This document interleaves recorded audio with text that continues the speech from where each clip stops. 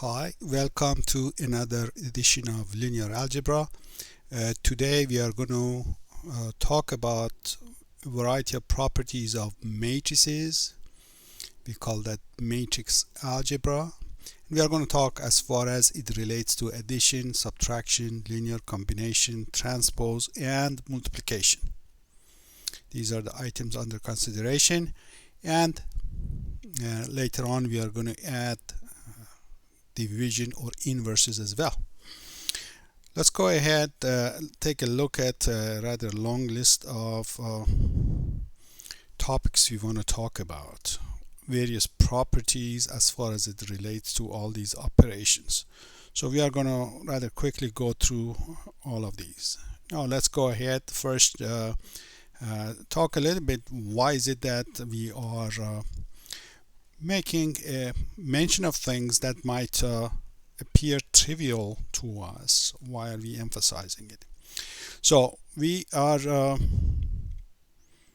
talking about matrix multiplication. Here's a little app that demonstrates matrix multiplication. You notice that it's quite a bit different from what we are used to. So we are building a whole structure around this, and then it's important to make a note of all the properties that are held by this kind of a multiplication. So even though we are calling it multiplication, as we have done in the last 13 years of our education from first grade all the way through calculus, the fact that this is such a new creature should give us a pause and make us take a look at all the properties, make sure everything matches the way we expect them to. So you remember how we define matrix multiplication. We had a matrix, first matrix and the second matrix. We want to multiply them. We arrange dot products between rows of the first and the columns of the second. Okay, rows of the first and columns of the second. For this to work, those two vectors have to be of the same size, so that we call that compatibility condition. And how do you actually do the dot product? Well, first with first, second with second, and so on. You add them up, you get a number. And where do you write that number? The row number of this is same as the location of the row number of the row that you are looking at. And the column location of this is the column location from the second matrix that you were looking at. So here I was looking at row 2, column 3, and a minus 4 is written at row 2, column 3. So rather peculiar definition for multiplication. We are just borrowing the word. Now the question is, all those properties from high school we are used to, are they still there or are they going to change? We noticed last time some of the major properties we were used to are now a casualty of this new adventure that we have. We noticed that commutativity is lost almost altogether. Now, what is there and what is not there? Let's go and take a look. Okay, so we're talking about matrix algebra, and so capital A, B, C are going to represent matrices for us. We are going to be assuming that they are going to be compatible with whatever we want to do, so we are not going to talk about that anymore. We have also some special matrices, zero matrix, identity again, of whatever size needed to be used. Little ABC are going to be scalars. Scalar is a fancy name for the numbers you are used to since elementary school. So these are all scalars. And then we are going to have special uses for certain integers. Right now just the positive ones, but later on negative ones are going to be brought into the game too as soon as we talk about inverses. Okay, first rule. We say A plus B is same as B plus A. Well, you know that from first grade.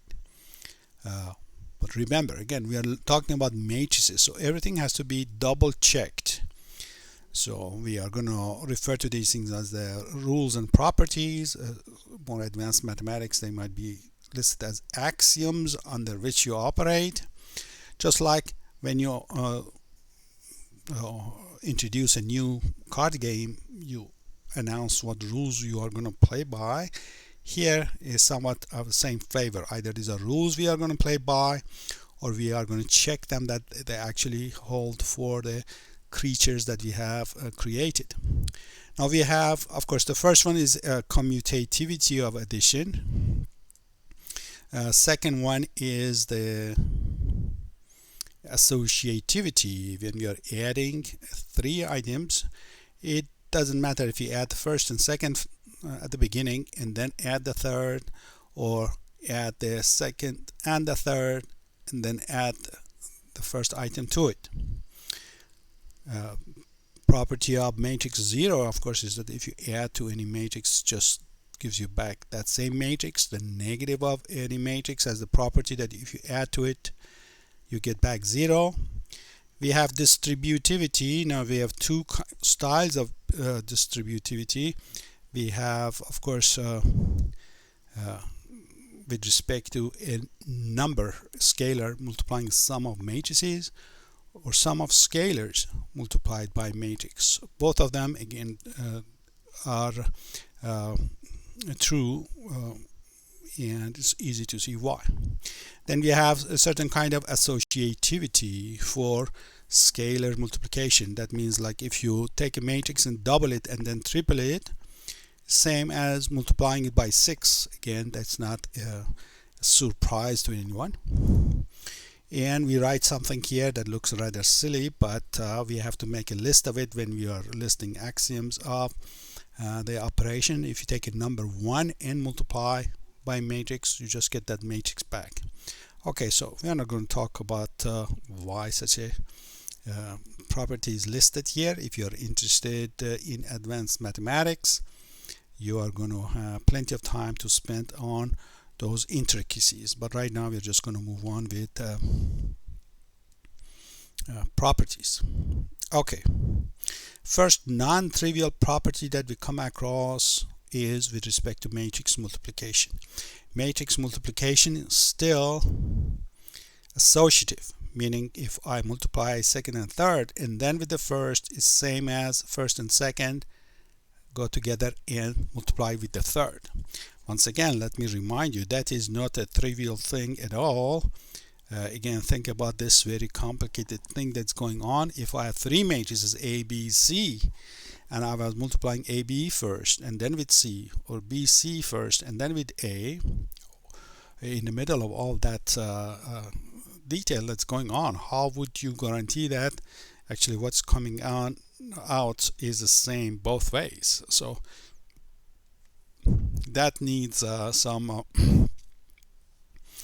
investigation. So those of you who are interested in mathematics, again, that's something to read about and or practice and try to establish it, or at the minimum actually write three general matrices and multiply them and see that you actually get the same thing. Just pick three 2 by 2 matrices to see what is happening.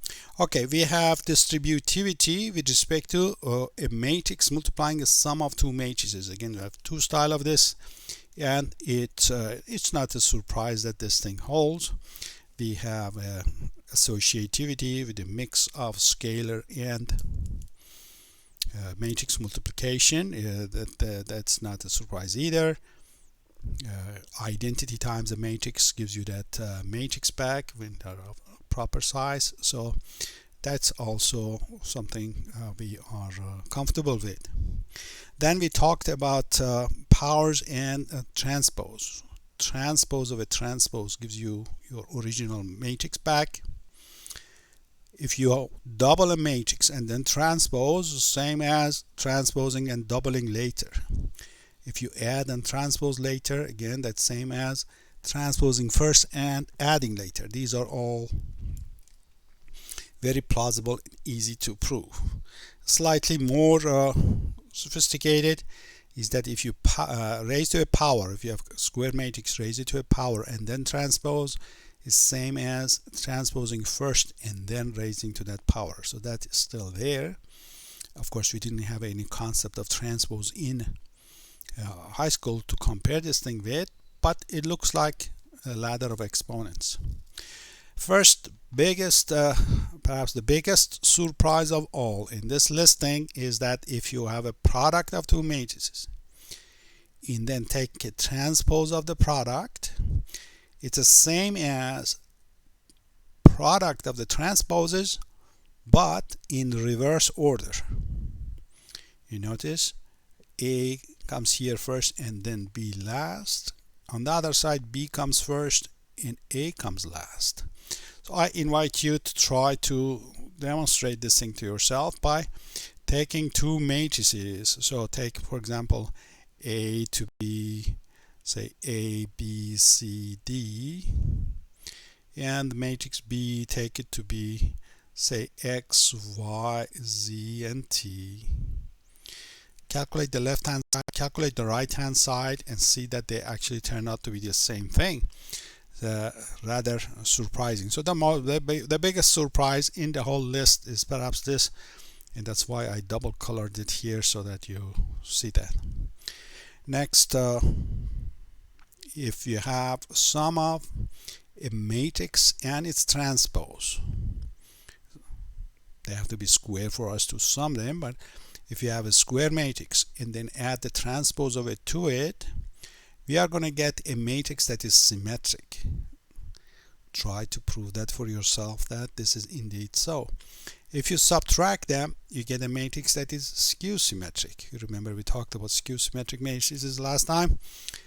You want to show that when you subtract a matrix from its transpose, you get skew symmetric. Another item, a very good exercise for you to show for yourself, is that if I have any size matrix, doesn't even have to be square, if I have any size matrix multiplied by its own transpose, I get something that is symmetric. For example, show the following. If I take A, B, C and say D, E, F, and then take the transpose of this, it's going to be A, B, C, D, E, F. The matrix times its transpose. First of all, you are always guaranteed that you can do the multiplication, and second, what you get is a specially arranged symmetric matrix. Either way, it works. That's the same. You remember from the powers, we had a similar situation in our basic algebra classes in high school. Product of exponents with the same base. You add the exponent.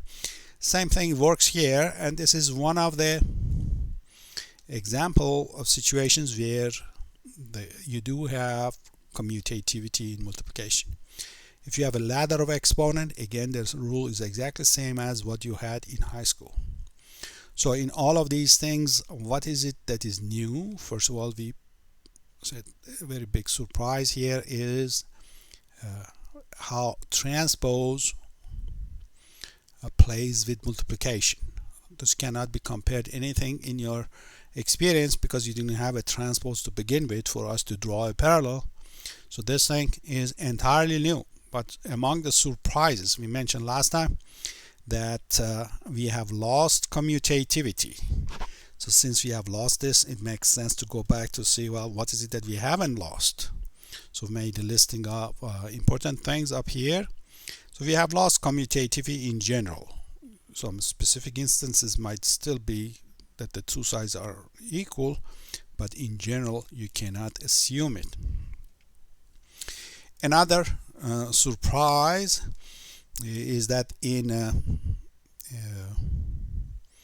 all the way through your college algebra, pre-calculus, and calculus, if you had the product of two things equal to 0, so in high school you say if A times B is equal to 0, it implies either first number is 0 or the second number is 0. That's how you solve pretty much any equation.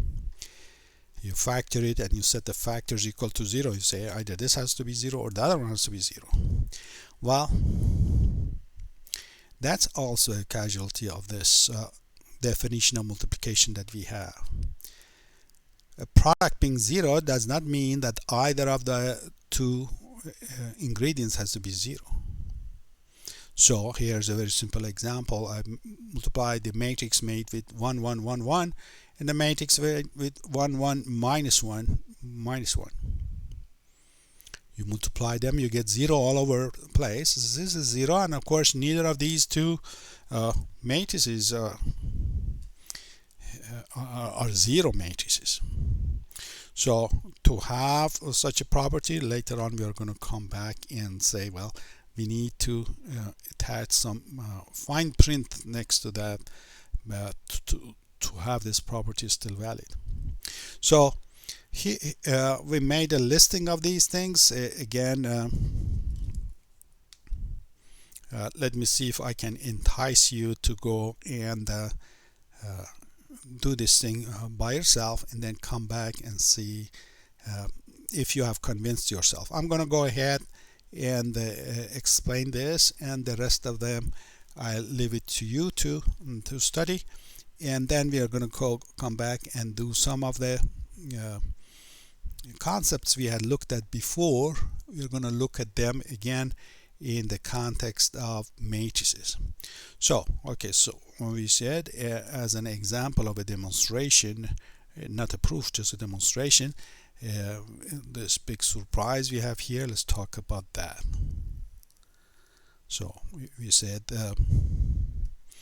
if you have two matrices, you multiply them and then you take a transpose of it. That results same as taking transpose of the individual matrices, but multiply them in reverse order. Some of these textbooks refer to this kind of peculiar identities as a sock and a shoe principle. Why sock and a shoe? Because when you put them on, you put your socks first and then your shoes. When you want to take them off, you take the shoes off, of course, and then you take off the socks. If you can do it the opposite, then you must be a Houdini, and then maybe you have a better life out there performing those feats. So show by an example that this is something we should expect. For my matrix A, I pick a small matrix so that it doesn't take us forever to do this. And again, we are showing by a demo as opposed to a proof. This doesn't constitute a proof. It's just a proof for two by two matrices. What we are saying up there is that is true in general.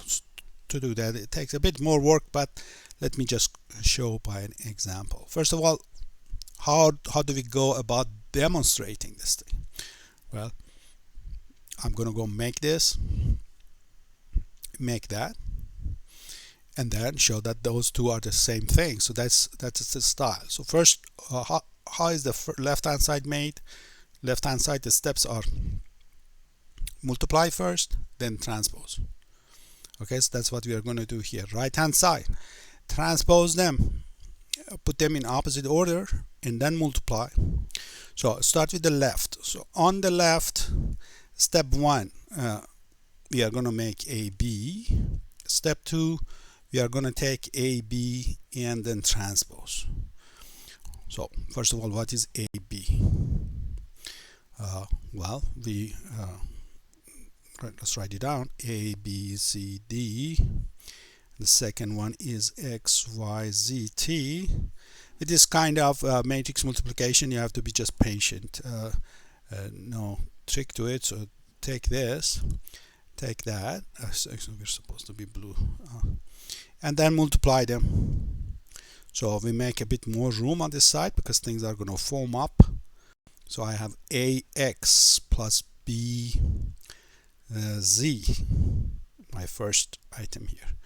Let's put a comma so that things don't run into each other. Then I have AY plus BT. Second row, I have CX plus DZ and CY plus DT. Okay. Now, next step, create the transpose of this thing. It's very easy. Just take this, convert rows to columns and columns to rows. So I have ax plus bz, and then second entry comes here, ay plus bt, and then the second row becomes second column, so I'll have cx plus dz, and then this cy plus dt. Okay, that's on what's on the left. On the right, what how do we proceed? Well, make each of them, and remember b got to be on the left, so first we write b transpose, take this thing and write the transpose of it, so first row becomes a column, and this is for the second one, and then have this one on the right, a transpose, and so it's going to be a b c d.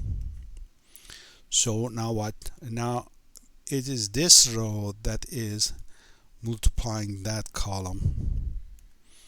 So now I have bt times 80. Again, I make a big amount of space here because things are going to be crowded.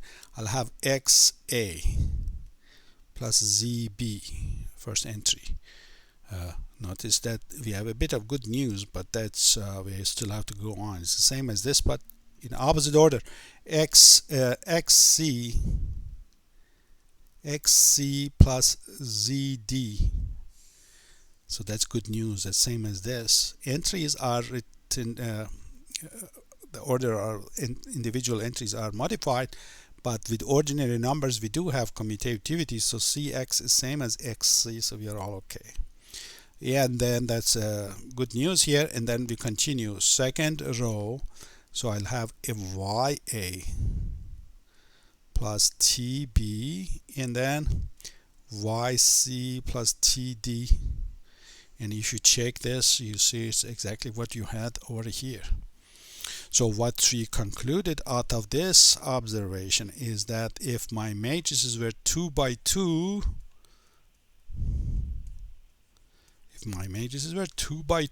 for all 2 by 2 matrices, I established that this is true.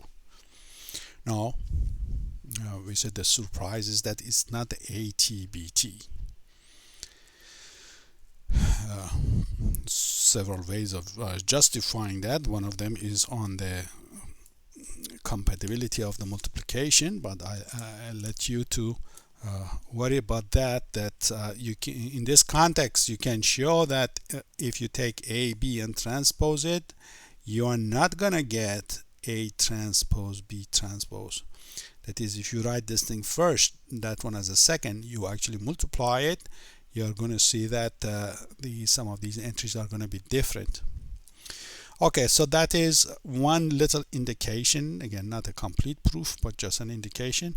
The other item to remember, that's zero factor theorem from college algebra. We have lost that too, or at least we are going to see later on. We need to put some qualifiers for it to be true. As it is not true in general.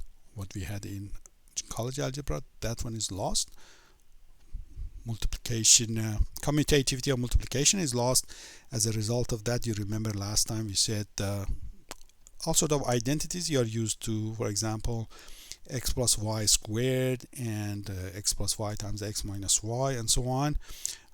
All those neat answers, they are all lost.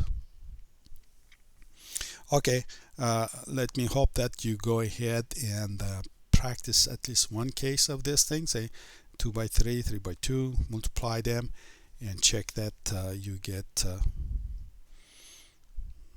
a symmetric answer. Just looking at it, you must be able to convince yourself that the answer comes out to be symmetric without doing the actual multiplication. Okay, so rather theoretical sounding lecture. We gave very little, few recipes for doing much of anything, except that to say we have a set of rules, then we are going to go by these rules. They need further work and such, but I'm going to leave it to you. Okay, next lecture we are going to have opportunity to practice some of these concepts we have developed. Again, let me remind you, our long-term project is the following. Our long-term project: do the entire field of mathematics we know so far, but do it for matrices. So we have kind of covered this territory. We have come this far. We are just talked about multiplication and transpose a little bit, and then we are going to in the next chapter we are going to talk about division. Before we go there, let's go ahead and practice a few other problems to make sure we understand how the concepts we had at the beginning for vectors also propagate to matrices, and then we are going to start our section on division or inverses. Okay, until next lecture, good luck and God bless.